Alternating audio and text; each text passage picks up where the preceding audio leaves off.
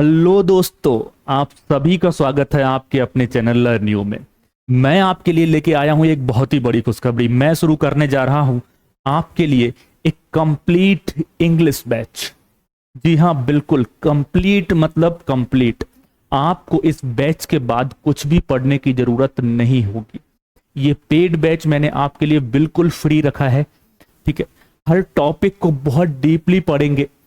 किसी भी एग्जाम में चाहे वो पूछा जाता हो, चाहे वो एसएससी की बात करें, चाहे वो बैंकिंग की बात करें, चाहे वो सीडीएस की बात करें, ओवरऑल सारे एग्जाम्स को कवर करेंगे।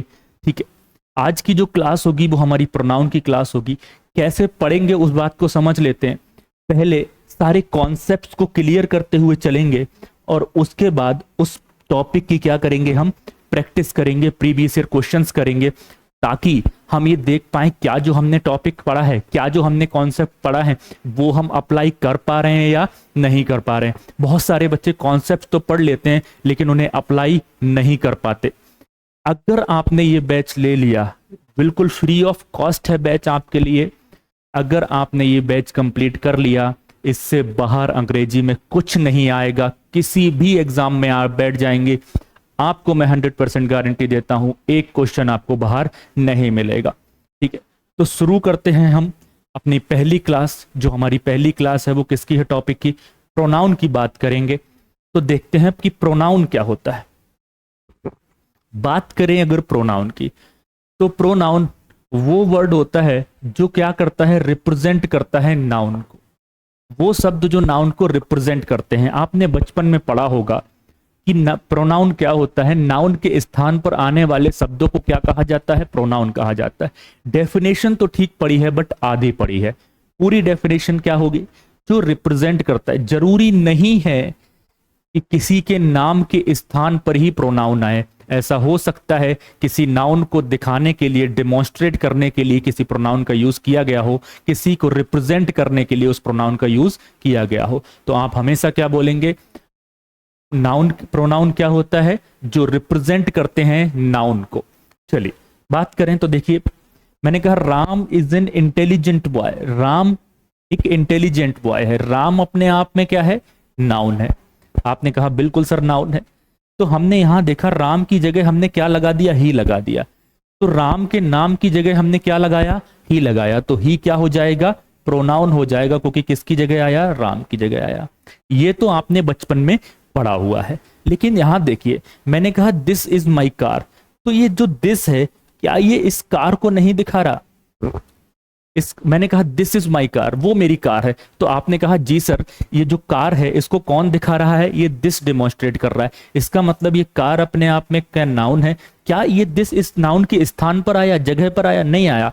ये सर क्या कर रहा है, इस कार को रिप्रेजेंट कर रहा है। क्या कर रहा है, रिप्रेजेंट कर रहा है। और वही मैंने आपसे कहा कि नाउन क्या, प्रोनाउन क्या करता है, नाउन को रिप्रेजेंट करता है। तो ये दिस क्या हो गया, प्रोनाउन हो गया। ठीक, this is the boy who helped me. Pronoun समझते हैं क्या होगा, देखिए दिस किसको रिप्रेजेंट कर रहा है, बॉय को रिप्रेजेंट कर रहा है। आपने कहा ठीक है सर, दिस क्या हो गया, प्रोनाउन हो गया। ठीक है, आपने कहा दिस इज द बॉय, ये वो लड़का है जिसने मेरी मदद की। किसने मदद की, लड़के ने मदद की। तो जो लड़के ने मदद की उसके स्थान पर, लड़के के नाम के स्थान पर हमने क्या लगाया, हु लगाया। तो हु भी अपने आप में क्या हो गया, प्रोनाउन हो गया। आपने कहा सर मी, मैंने अपने नाम की जगह क्या लिखा, मी लिखा। तो मी भी क्या हो गया, प्रोनाउन हो गया। आई होप यहां तक की बात आपको समझ में आई। तो प्रोनाउन क्या होता है, जो रिप्रेजेंट करते हैं नाउन को, उन्हें क्या कहा जाता है, प्रोनाउन कहा जाता है। आइए समझते हैं ये जो प्रोनाउन है इसकी जरूरत हमें क्यों पड़ी। भाई इंग्लिश ग्रामर में नाउन से काम चल रहा था, तो ये प्रोनाउन की जरूरत हमें इंग्लिश ग्रामर में क्यों पड़ गई। देखिए, why do we use pronoun. तो प्रोनाउन का यूज क्यों करते हैं, पहली चीज समझिए। कहा है टू अवॉइड रिपीटेशन। किस चीज का रिपीटेशन, नाउन का रिपीटेशन। जैसे मान लीजिए आप अपने किसी दोस्त के साथ बाहर घूमने गए और घर पे आए तो दूसरे दोस्त से मिले शाम को। आपने कहा यार मैं राम के साथ वहां गया था, राम ने ऐसा किया, राम ने वैसा किया। तो आपने पूरी कहानी सुनाई, तो आपका दोस्त बोलेगा कि अगर बात राम की कर रहे हो तो बार बार राम का नाम क्यों ले रहे हो, इरिटेट कर रहा है मुझे, उसको रिपीट करने पर क्या हो रहा है, आपको इरिटेशन हो रही है। तो उस इरिटेशन को रोकने के लिए इंग्लिश इज अ लैंग्वेज, और लैंग्वेज जितनी अच्छी होगी, जितनी अच्छी तरह से आप बोला जाएंगे उतना ही अच्छा लगेगा। तो इंग्लिश ने क्या कहा, लैंग्वेज को अच्छा बनाने के लिए, इंग्लिश को अच्छा बनाने के लिए, ग्रामर को अच्छा बनाने के लिए क्या कहा कि अगर किसी भी नाउन का रिपीटेशन होगा ना, तो उसको रिपीट ना करके उसकी जगह क्या लगा दो, प्रोनाउन लगा दो, है ना। जैसे मैंने कहा राम जो है, Ram is a good boy, Ram एक अच्छा लड़का है, तो मैंने कहा he is also a good player, वो ऑलरेडी अच्छा प्लेयर भी है ना। मैंने कहा Ram is a good boy, और दोबारा मुझे जब राम का यूज करना था तो मैंने क्या लगा दिया, ही लगा दिया। तो ये ही अपने आप में किसको दिखा रहा है, इस राम को दिखा रहा है। तो क्या हो गया, प्रोनाउन हो गया, क्योंकि नाम की जगह पर आया। ठीक है, तो पहली चीज तो ये थी, रिपीटेशन को रोकना पड़ा। दूसरा पॉइंट कह रहा है कि टू अवॉइड कंफ्यूजन, कंफ्यूजन को कैसे दूर किया जाएगा। मान लीजिए मैं और आप एक दूसरे के सामने बैठे, और मैंने आपसे कहा यार मैं और तुम कल मूवी देखने चलेंगे। अब मैं और आप जाएंगे, ठीक है, तो मैंने कहा मैं, अपने नाम की जगह मैंने क्या लगाया, आई लगाया। अब प्रोनाउन नहीं था तो आई भी नहीं था। मैंने आपसे कहा तुम, तो आप की जगह मैंने क्या लगाया, यू लगाया, प्रोनाउन नहीं था तो यू भी नहीं था, ना मैं था ना तुम थे। अब मैंने आपसे कहा कि अजीत और सचिन कल मूवी देखने जाएंगे, तो क्या आप ये समझ पाते कि हम अपनी बात कर रहे हैं, नहीं समझ पाते। मैंने कहा कल आपका प्रोनाउन का दूसरा लेक्चर होगा, मैं पढ़ाऊंगा, तो आपने कहा ठीक है सर आप पढ़ाएंगे। मैंने कहा अजीत आपका कल दूसरा लेक्चर लेंगे, तो आप क्या समझ पाएंगे कि सर आप लेंगे, आपको लगेगा कोई दूसरे टीचर हैं अजीत, वो लेक्चर लेंगे प्रोनाउन का। तो क्या हम अपनी बात कर पाते, क्या मैं अपनी बात कर पाता, क्या आप अपनी बात कर पाते, नहीं कर पाते। क्या हम आपस में बात कर पाते, नहीं कर पाते। तो प्रोनाउन का इतना महत्वपूर्ण रोल था कि हम आपस में बात नहीं कर पाते, इसलिए भी क्या लगाया गया, प्रोनाउन लगाया गया, कि इस कंफ्यूजन को दूर करा जाए भाई, कि हम आपस में भी बात कर पाए। आई होप दोनों पॉइंट्स क्लियर हुए होंगे, इसलिए किसका यूज करा हमने, प्रोनाउन का यूज करा। चलिए, तो प्रोनाउन क्या होता है, नाउन का प्रो वर्जन समझ लीजिए इसको। नाउन का प्रो वर्जन मतलब आपने देखा होगा मोबाइल्स प्रो में आते हैं, है ना, प्रो वर्जन आता है मोबाइल्स का, मतलब क्या होता है, एडवांस वर्जन। तो नाउन के एडवांस वर्जन को क्या कहा गया, प्रोनाउन कहा गया। चलिए नेक्स्ट, अब बात करते हैं सबसे पहले प्रोनाउन की, जिसे हम कहते हैं पर्सनल प्रोनाउन। क्या कहते हैं, पर्सनल प्रोनाउन। पर्सनल प्रोनाउन का ये चार्ट आप लोगों ने हमेशा पढ़ा होगा, आप लोग छोटे पे पढ़ा होगा, बचपन में पढ़ा होगा। देखिए ये जो आई और वी होते हैं, इन्हें कहा जाता है first person.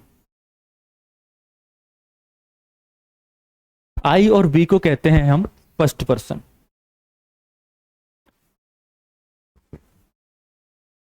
First person.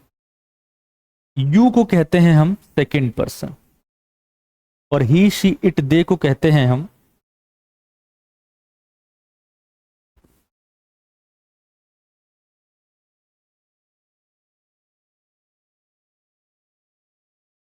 Third person. क्या कहते हैं, थर्ड पर्सन।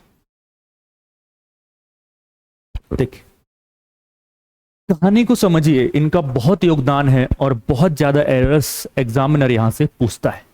ठीक है, आई और वी को, आई और वी को कहते हैं फर्स्ट पर्सन, यू को कहते हैं सेकंड पर्सन,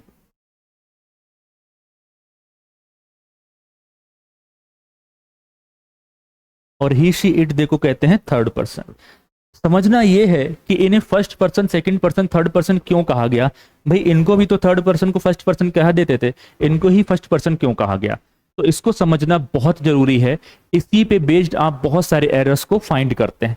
तो देखिए आई जो है, इंग्लिश में कहा जाता है आई को स्पीकर। क्या कहते हैं, स्पीकर। स्पीकर का मतलब होता है बात को करने वाला, बात को बोलने वाला। अब मान लीजिए मैंने आपको एक सेंटेंस बोला, मैंने कहा Ram is talking to Shyam. मैंने कहा Ram is talking to Shyam, तो मैंने कहा ये बताइए ये बात कौन कह रहा है। तो आपके जहन में जो सबसे पहली बात आएगी, आप कहेंगे सर ये तो मैं, ये तो राम कह रहा है। ये कौन कह रहा है, राम कह रहा है। तो एक बात बताइए, क्या राम ये बोलेगा कि राम श्याम से बात कर रहा है, कभी नहीं बोलेगा। ये बात किसने बोली, मैंने बोली। मैं मतलब कौन, आई। दुनिया में जितनी भी बातें हैं वो कौन कहता है? आई कहता है। हमेशा इस बात को याद रखिए, ठीक है। मैंने कहा 4 दोस्त थे। मैंने क्या कहा? मैंने कहा जी 4 दोस्त थे, 4 चोर थे, चारों को पुलिस ने पकड़ लिया। पहले को मारा, दूसरे को मारा, तीसरे को मारा, चौथे के पास जैसे ही पहुंची तो उसने कहा साहब चोरी हमने करी। चौथे वाले ने क्या कहा? साहब चोरी हमने करी। तो मुझे बताइए क्या ये इन तीनों को पुलिस छोड़ देगी? कहा किसने? मैंने, आई। एक ने ही तो कहा। फंसे कौन? सबके सब फंसे, बी फंसे। तो यहां पर भी कौन बोला? आई बोला। इसीलिए जो वी होता है वो किसका मिश्रण होता है? आई प्लस अदर्स का। वी को क्या कहते हैं? आई प्लस अदर्स। इसीलिए इन दोनों को कहां रखा जाता है? सबसे पहले रखा जाता है, क्योंकि ये दोनों क्या काम करते हैं? स्पीकर का काम करते हैं। याद रखिए, कोई भी सेंटेंस बोला जाएगा तो वो कौन बोलेगा? स्पीकर बोलेगा, मैं बोलूंगा, आई बोलेगा। इसीलिए फर्स्ट पर्सन है। सुनने वाला कौन है? यू है, लिसनर बोला जाता है। लेकिन एक बात याद रखिएगा, लिसनर का मतलब सुनने वाला कभी नहीं समझेंगे। लिसनर का मतलब होता है जिससे स्पीकर बात कर रहा है, जिससे स्पीकर बात कर रहा है, ठीक है। हिंदी में अगर लिखेंगे तो क्या बोलेंगे? यू कौन होगा?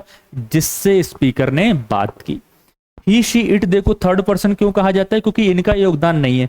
मैं आपसे बात कर रहा हूं, मैं फर्स्ट पर्सन हूं, आप सेकंड पर्सन है, तीसरे का कोई योगदान नहीं है। उसके बारे में बात कर सकते हैं लेकिन उससे कोई बात नहीं करते, ठीक है। इसीलिए इन्हें कहां रखा गया? थर्ड पर्सन कहा गया, थर्ड पर्सन में रखा गया, ठीक। इंपॉर्टेंट बात यह है कि इसके कितने केसेस होते हैं? सब्जेक्टिव केस होता है, ऑब्जेक्टिव होता है, पॉजेसिव एडजेक्टिव होता है, पॉजेसिव प्रोनाउन होता है। आप लोगों ने इस चार्ट को तो पढ़ा है लेकिन बहुत अच्छे से इस चार्ट को नहीं पढ़ पाए हैं, तो हम इस चार्ट को पढ़ेंगे, यहां से कैसे कैसे एरर आते हैं सबको समझेंगे। सब्जेक्टिव केस पढ़ेंगे। ऑब्जेक्टिव केस क्या होता है? सब्जेक्टिव केस को नॉमिनेटिव केस भी कहा जाता है, ऑब्जेक्टिव केस को एक्यूजेटिव केस भी कहा जाता है। पॉजेसिव एडजेक्टिव्स होते हैं ये, इनको क्या कहा जाता है? पॉजेसिव एडजेक्टिव होता है। ये प्रोनाउन में कंसीडर नहीं किए जाते, पॉजेसिव प्रोनाउन होते हैं, ठीक है। चलिए आगे बढ़ते हैं, पढ़ेंगे इनको किस तरह से यूज होगा। सब्जेक्टिव केस क्या होता है? I, we, you, he, she, it, they. Object क्या होता है? Me, us, you, him, her. याद रखिएगा, जो चीजें सेम है उनको याद रखना बहुत जरूरी है। सेम चीजें क्या है? जैसे यू, सब्जेक्ट भी यू होता है और ऑब्जेक्ट भी यू होता है। इट, सब्जेक्ट भी इट होता है और ऑब्जेक्ट भी इट। ऑब्जेक्टिव केस और एडजेक्टिव, हर। पॉजेसिव एडजेक्टिव भी होता है और ऑब्जेक्टिव केस भी होता है। दूसरी चीज समझिए, हिज, पॉजेसिव एडजेक्टिव भी होता है और पॉजेसिव।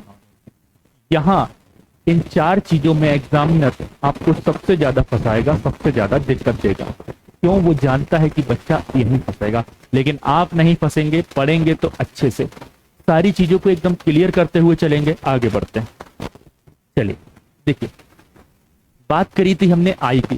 तो जो आई होता है वो अपने आप में सिंगुलर होता है, उसका प्लूरल क्या कहलाता है? वी कहलाता है। यू जो होता है उसका प्लूरल भी यू कहलाता है। यू सिंगुलर भी होता है, प्लूरल भी होता है।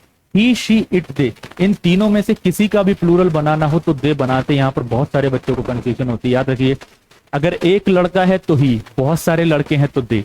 एक लड़की है तो शी, बहुत सारी लड़कियां हैं तो दे।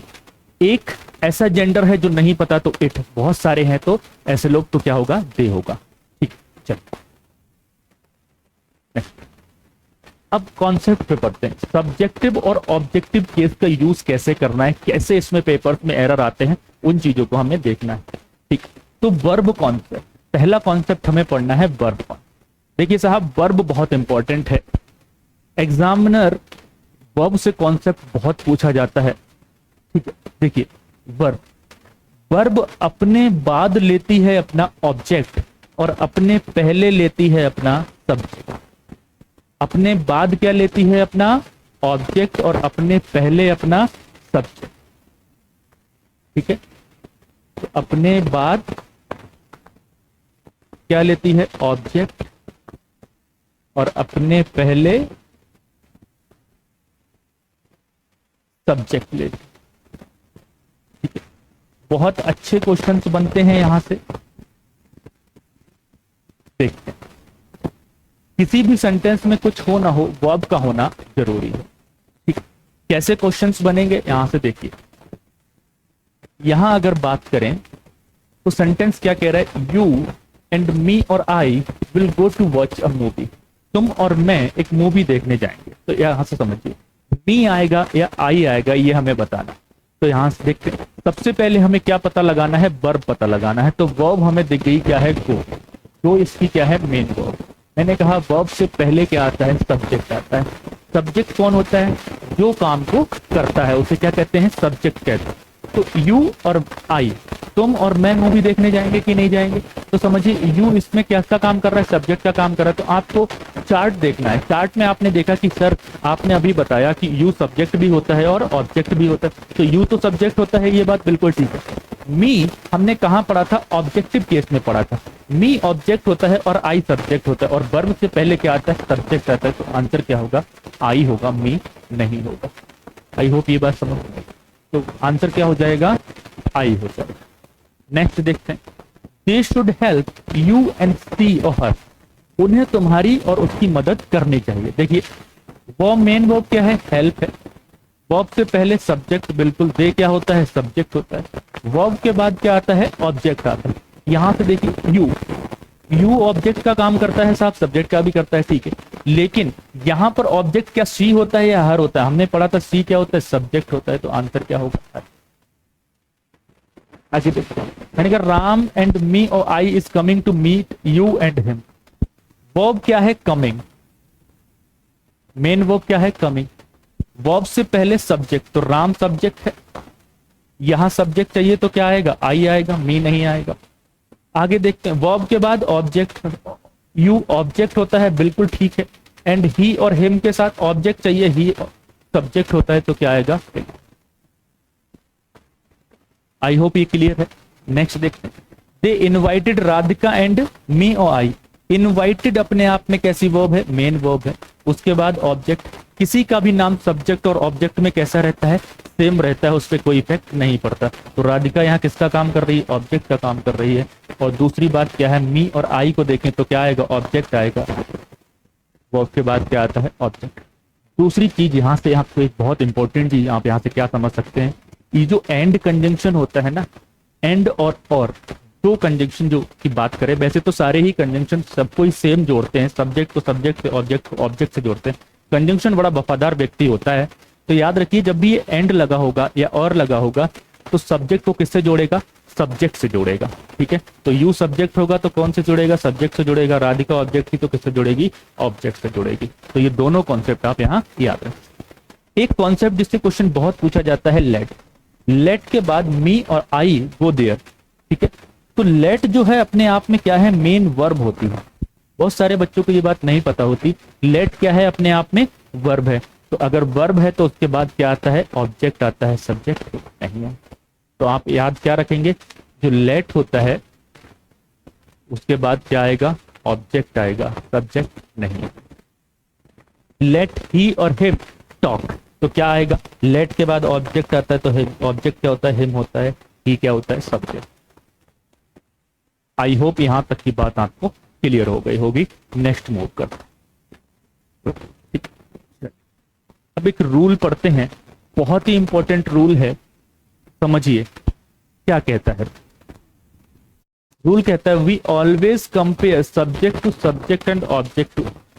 सब्जेक्ट की तुलना हमेशा सब्जेक्ट से की जाती है और ऑब्जेक्ट की तुलना ऑब्जेक्ट से की जाती है, ठीक है। इसे क्या बोलते हैं हम, इसे नाम देते हैं comparison concept.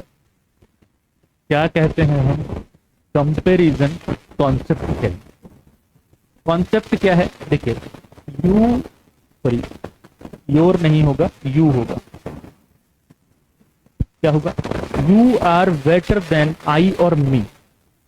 You are better than I और मी, तुम मुझसे बेहतर हो। तो आपने हमेशा बोला होगा, देखा होगा कि क्या बोलते हैं आप, you are better than me, तुम मुझसे बेहतर हो। लेकिन नहीं, मैंने आपको क्या बताया कि तुलना, यू अपने आप में क्या है, सब्जेक्ट, और सब्जेक्ट की तुलना हमेशा किससे करते हैं, सब्जेक्ट से करते हैं, ऑब्जेक्ट से नहीं करते। तुलना किससे हो रही है, देन। देन जब भी लगता है तो क्या करता है, कंपेयर करता है, तुलना करता है। जब भी आपको देन दिख जाए तो क्या करेंगे, तुलना करेंगे, और एज दिख जाए वो भी क्या करता है, तुलना करता है। ठीक है, दोनों शब्द, एज भी तुलना करता है और देन भी तुलना करता है। तो एक चीज को समझिए, कंपैरिजन की अगर बात करें तो मैंने आपसे कहा आप ये बताइए क्या इंसान और जानवर की तुलना कर सकते हैं? आपने कहा सर कैसे कर सकते हैं? बिल्कुल, आप किसी भी लिविंग थिंग की तुलना नॉन लिविंग थिंग से नहीं कर सकते। इंसान की तुलना सिर्फ इंसान से ही करते हैं, नॉन लिविंग थिंग से नहीं कर सकते। अब मैंने आपसे कहा कि क्या कि एक बच्चे का और एक बूढ़े का कंपैरिजन कर सकते हैं? बिल्कुल नहीं कर सकते। मैंने कहा एक बच्चा 10th क्लास में है, एक बच्चा 1st क्लास में है, क्या उनकी कंपैरिजन कर सकते हैं? किसी बात में नहीं कर सकते। कंपैरिजन उसमें होता है जिसके अंदर खूबियां सेम होंगी। इसका मतलब उसने कहा तुम भी अच्छे हो और मैं भी अच्छा हूं, लेकिन तुम मुझसे ज्यादा अच्छे हो। तो यू भी अच्छा था और मैं भी अच्छा था, लेकिन यू मुझसे ज्यादा अच्छा था। ठीक है, तो यू क्या था, सब्जेक्ट था। तो सेम चीज की तुलना सेम चीज से करते हैं, तो सब्जेक्ट की भी तुलना किससे करेंगे, सब्जेक्ट से। आई होप यहां तक की बात समझ में आई हो। ठीक है, तो याद रखिए सब्जेक्ट की तुलना सब्जेक्ट से की जाती है और ऑब्जेक्ट की तुलना ऑब्जेक्ट। अगर केस दो पर्सन्स का है तो हमेशा सब्जेक्ट का कंपैरिजन सब्जेक्ट से होता है, वहां ऑब्जेक्ट का कोई रोल नहीं होता है। दूसरी चीज आपको ये याद रखनी है कि लिविंग थिंग की तुलना कभी भी नॉन लिविंग थिंग से नहीं की जाती। चलिए एग्जाम्पल्स को देखते हैं। मैंने कहा she is more intelligent than he और हिम। वो ज्यादा इंटेलिजेंट है ही और हिम। तो देखो देन लगा है, क्या हो रही है, तुलना हो रही है। भाई सी अपने आप में क्या है, सब्जेक्ट है। सी अपने आप में क्या है, सब्जेक्ट है। अगर सब्जेक्ट है तो सब्जेक्ट की तुलना किससे करते हैं, सब्जेक्ट से करते हैं। ऑब्जेक्ट का कोई रोल नहीं होता। ठीक, दूसरा देखिए, अब तुलना किससे की गई है, एस से की गई है। Ram is as good as she और हर। राम उतना ही अच्छा है जितना कि वो। ठीक, तो राम अपने आप में क्या है, सब्जेक्ट है। तुलना किससे करेंगे, सब्जेक्ट से करेंगे, तो हर कट जाएगा। बट अगर बात करें हम तीन लोगों की, देखिए समझिए, अगर ये ही लिखा है तो इसको आप ऐसे भी लिख सकते हैं, ही इज। दोनों तरह से पेपर में आ सकता है, बट ही इज लिख के नहीं आता क्योंकि हिम इज कभी बनेगा नहीं, तो आप ये समझ जाएंगे ही इज होगा। और एग्जामिनर आपको फंसाने के लिए वर्ब लगा के नहीं देता है, क्या देता है, सिर्फ और सिर्फ सब्जेक्ट को दे देता है। ठीक है, तो याद रखिएगा दोनों तरह से लिख सकते हैं। 3% के केस की बात करें तो क्या लिखा है, I love you more than she. I love you more than she her. मैं आपसे पूछूं कि बताइए भाई इसमें क्या सही होगा, तो आप कहेंगे सर अभी आपने पढ़ाया कि सब्जेक्ट की तुलना किससे करते हैं, सब्जेक्ट से करते हैं। सब्जेक्ट की तुलना किससे करते हैं, सब्जेक्ट से करते हैं, तो सी वाला ठीक होगा, नीचे वाला गलत होना चाहिए। बट यहाँ पर देखिए लोग कितने हैं, 3 है। तो आई सब्जेक्ट है, यू क्या है, ऑब्जेक्ट है। आई यू, भाई लव क्या है, वर्ब है, तो वर्ब से पहले सब्जेक्ट, वर्ब के बाद क्या आएगा, ऑब्जेक्ट। तो आई सब्जेक्ट है, यू ऑब्जेक्ट है, सी सब्जेक्ट। नीचे वाले में अगर बात करें तो आई सब्जेक्ट है, यू ऑब्जेक्ट है और हर ऑब्जेक्ट। समझने की कोशिश करिएगा बड़ा ध्यान से। क्या लिखा है, I love you more than she. यहां पर तुलना किसकी हो रही है, सब्जेक्ट की सब्जेक्ट से हो रही है। मतलब यहां लड़ाई कौन करेगा, आई और शी लड़ाई करेंगे इसके लिए। अब ये कह रहा है आई लव यू, इस सेंटेंस का मतलब है कि आई लव यू, मैं तुमसे प्यार करता हूं। She love you, she love, she भी तुमसे प्यार करती है, लेकिन मैं तुमसे ज्यादा प्यार। वो कह रहा है मैं तुमसे प्यार करता हूं, वो भी तुमसे प्यार करती है, लेकिन मैं तुमसे ज्यादा प्यार करता हूं। तो यहां लड़ कौन रहे हैं, आई और शी लड़ रहे हैं कि नहीं लड़ रहे हैं। कह रहा है मैं भी भाई साहब आपसे प्यार करता हूं, वो भी तुमसे प्यार करती है, लेकिन मैं तुमसे ज्यादा प्यार करता हूं। दूसरा सेंटेंस क्या कह रहा है कि आई लव यू। अब यहां देखो ऑब्जेक्ट की तुलना भी ऑब्जेक्ट से कर सकते हैं, अभी मैंने आपको बताया।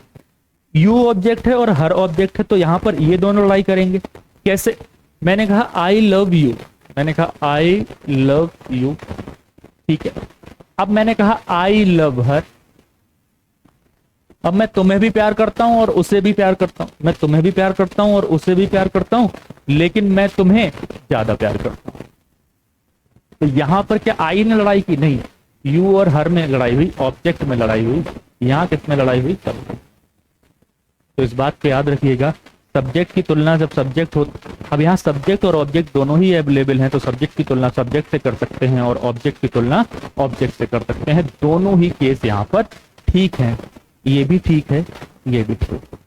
बट आपको कंफ्यूजन कहाँ होगा, यहाँ देख क्या लिखा है, I love her more than you, I love her more than you, मैं उससे तुमसे ज्यादा पसंद करता हूं। अब आप यहां पर एक चीज समझने की कोशिश करेंगे कि ये जो यू है सर, ये यू तो सब्जेक्ट भी होता है और ऑब्जेक्ट भी होता है, इसको सब्जेक्ट माने कि ऑब्जेक्ट माने, यहां तो दिक्कत है सर। ठीक है, तो याद रखिए क्या लिखा है, आई सब्जेक्ट है, हर ऑब्जेक्ट है। ठीक है, तो यहां पर इसे क्या माने, तो जब भी ऐसा कंफ्यूजन आएगा कि आप सब्जेक्ट माने या ऑब्जेक्ट माने और उसके आगे कुछ ना दिया हो, कोई वर्ब ना दी हो, तो हमेशा उसे क्या कंसीडर करेंगे, ऑब्जेक्ट कंसीडर करेंगे। इस बात को याद रखिएगा। ठीक है, I love her more than you, तो क्या कंसीडर किया जाएगा, यू को ऑब्जेक्ट मान के चलेंगे हम, हमेशा सब्जेक्ट नहीं माना जाएगा। बट अगर इसके आगे वर्ब लगी है, जैसे सेकंड में लिखी I love her more than you do, तो डू क्या है, वर्ब है, तो यू अपने आप में किसका काम करेगा, सब्जेक्ट का काम करेगा।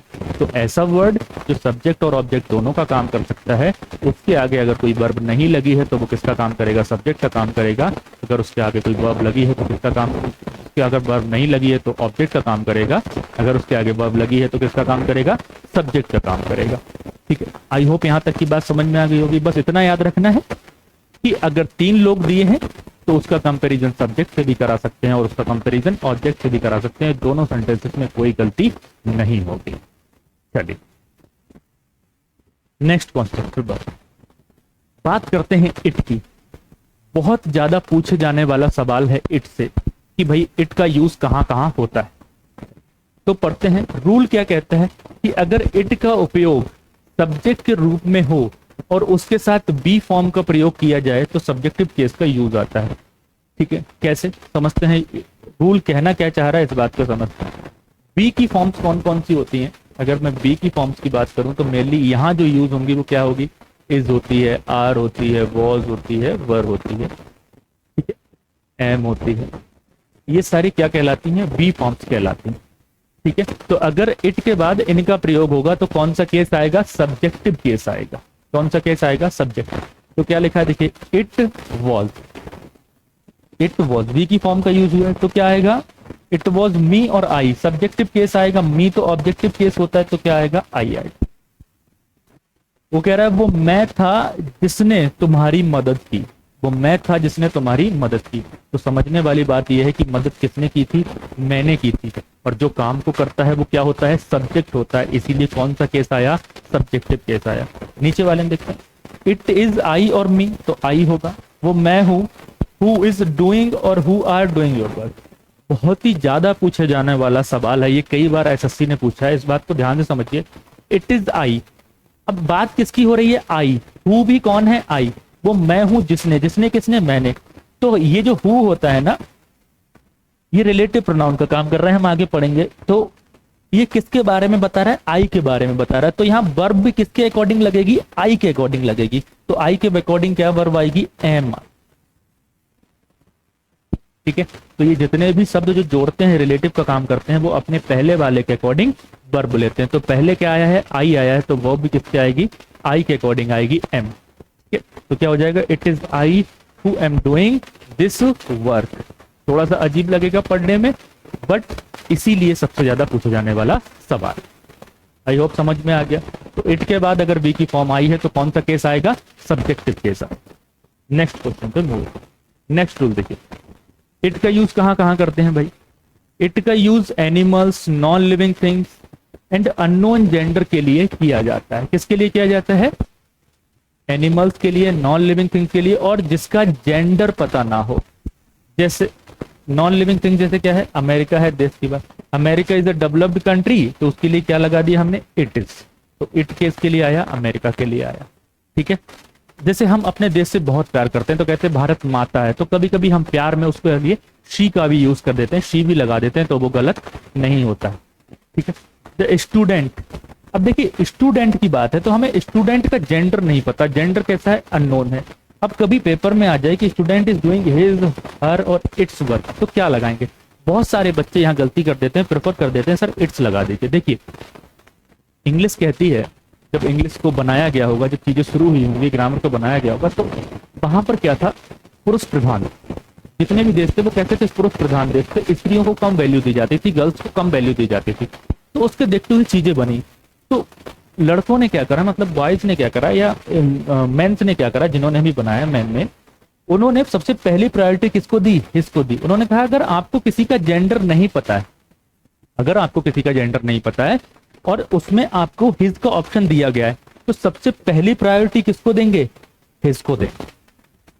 अगर ऑप्शन में हिज नहीं है तो दूसरी प्रायोरिटी किसको देंगे? गर्ल को देंगे। और अगर हिज और हर दोनों ही ऑप्शन में नहीं है तो तीसरी प्रायोरिटी किसको देंगे? इट्स को देंगे। तो देखिए तीनों ठीक हैं। The student is doing his work भी हो सकता है, the student is doing her work भी हो सकता है, और the student is doing it's work भी हो सकता है। क्यों हो सकता है? क्योंकि जेंडर कैसा है? अननोन है। लेकिन अगर हिज दिया है तो ये मान के चलेंगे उसका जेंडर क्या होगा? बॉय होगा। अगर हिज नहीं दिया है तो ये मान के चलेंगे उसका जेंडर क्या होगा? गर्ल होगा। और अगर दोनों नहीं दिए हैं तो न्यूट्रल जेंडर आ जाएगा, और न्यूट्रल जेंडर के लिए क्या लगाते हैं? इट्स लगाते हैं। तो याद रखिए इसके लिए तीनों ठीक है, हिज भी ठीक है, हर भी ठीक है, और इट्स भी ठीक है। बहुत बार ऐसा सवाल एसएससी ने पूछा हुआ है। चलिए नेक्स्ट देखिए,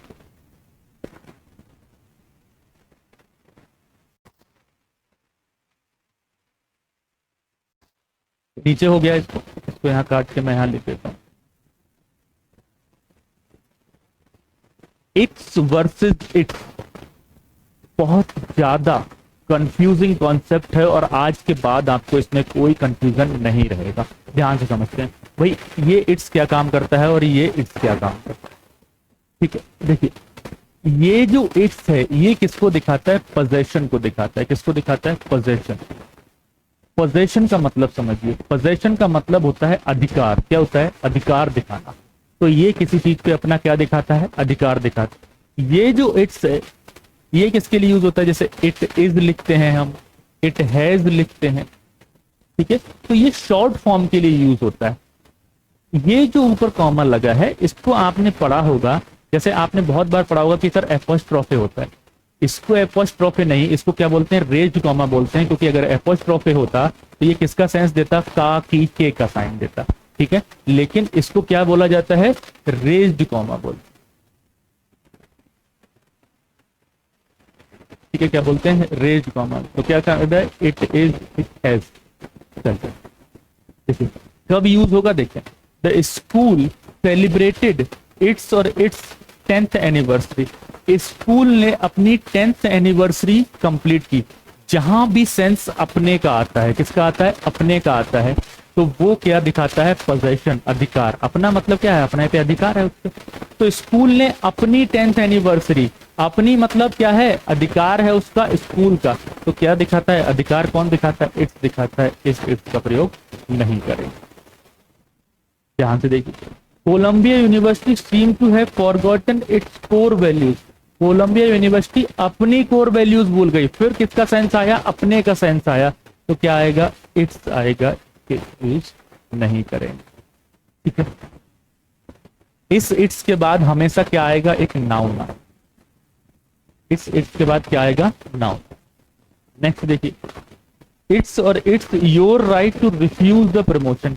ये तुम्हारा अधिकार है कि तुम प्रमोशन को रिफ्यूज कर दो, ये तुम्हारा अधिकार है। ठीक है, तो राइट के लिए अधिकार बोल रहा हूं मैं, ये पोजेशन वाला अधिकार नहीं है।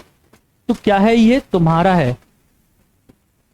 इट इज, क्या लिखा है? इट, इसका मतलब क्या है? इट इज योर राइट, ये तुम्हारा अधिकार है। तो यहां पर क्या कोई पोजेशन नहीं दिखा रहा, किसी की पोजेशन नहीं दिखा रहा, किसी चीज का अधिकार नहीं है हमारा। तो क्या आएगा? इट। ठीक है, इट्स अ नाइस डे। तो क्या अधिकार है किसी चीज को? नहीं, ये एक अच्छा दिन है। तो क्या आएगा? It is a nice day. तो किसी चीज में पोजेशन दिखानी हो, किसी पे अपना अधिकार दिखाना हो, तो क्या लगाते हैं? इट्स लगाते हैं पोजेशन दिखाने के लिए। ठीक है, और ये इट्स किसी के लिए पहले यूज हुआ होगा। देखिए, क्या ये इट्स किसी के लिए पहले यूज हुआ है? नहीं, तो पहले ही आया है, ये भी पहले ही। ठीक है, आई होप ये कॉन्सेप्ट आपको समझ में आया। नेक्स्ट देखते हैं इट का यूज और कहाँ कहाँ करते हैं। इट का use time, weather, temperature, distance को दिखाने के लिए भी किया जाता है। जैसे it is raining, it is winter, it is 6 o'clock। तो इन चीजों को दिखाने के लिए भी इट को सब्जेक्ट के रूप में यूज किया जाता है। यहां पर पॉजेसिव एडजेक्टिव और पॉजेसिव प्रोनाउन बहुत ही इंपॉर्टेंट कॉन्सेप्ट है, बहुत ही अच्छा कॉन्सेप्ट है, ध्यान से समझिए। पॉजेसिव एडजेक्टिव कौन कौन से होते हैं? मी, अवर, योर, हिज, हर, इट्स और दिस। ये जो पॉजेसिव एडजेक्टिव होते हैं इनके बाद एक नाउन का आना कंपलसरी है। इन पॉजेसिव एडजेक्टिव्स के बाद एक नाउन का आना कंपलसरी होता है। ये बिना नाउन के नहीं बन सकते, गलत होते हैं। लेकिन पॉजेसिव प्रोनाउन के बाद किसी भी नाउन का प्रयोग नहीं किया जाता। क्या लिखा है? A noun is always used after them. इनके बाद हमेशा एक नाउन का यूज किया जाए, इनके बाद नाउन का प्रयोग नहीं किया जाता। क्यों नहीं किया जाता वो भी समझिए। यहाँ पर देखिए माई कार, मैंने कहा पॉजेसिव आएगा। पॉजेशन का मतलब क्या था? अधिकार था। क्या था? अधिकार। तो ये अपने नाउन पे क्या दिखाएंगे? अपना अधिकार दिखाएंगे। इट्स पढ़ाया था मैंने अभी, ये इट्स क्या दिखाता है? अधिकार। देखिए कार अपने आप में क्या है? नाउन है। तो कार है, किसकी कार है? मेरी कार है। तो मैंने अधिकार दिखाया कार पे, तो माई क्या हो गया? एडजेक्टिव हो गया। कौन सा हो गया? Possessive adjective. होम क्या है? नाउन है। किसका होम है? हमारा घर है। तो उस घर पे अधिकार किसका है? हमारा।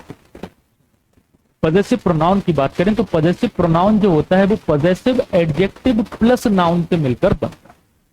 पॉजेसिव एडजेक्टिव प्लस नाउन से मिलकर जो एक शब्द बनता है उसे कहते हैं पॉजेसिव प्रोनाउन। जैसे माई के साथ अगर कोई नाउन लिखा है तो क्या लिख सकते हैं? उसकी जगह माइन लिख सकते हैं। अवर के साथ कोई नाउन लिखा है तो उसको क्या लिख सकते हैं? अवर्स लिख सकते हैं। योर के साथ कोई नाउन लिखा है तो उसको क्या लिख सकते हैं? योर्स लिख सकते हैं। ठीक है, कैसे लिख सकते हैं आगे देखते हैं।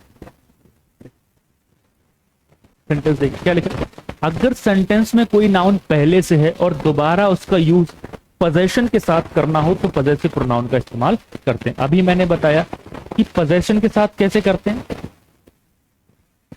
ठीक है, पॉजेसिव एडजेक्टिव प्लस नाउन से मिलकर क्या बनता है? Possessive pronoun.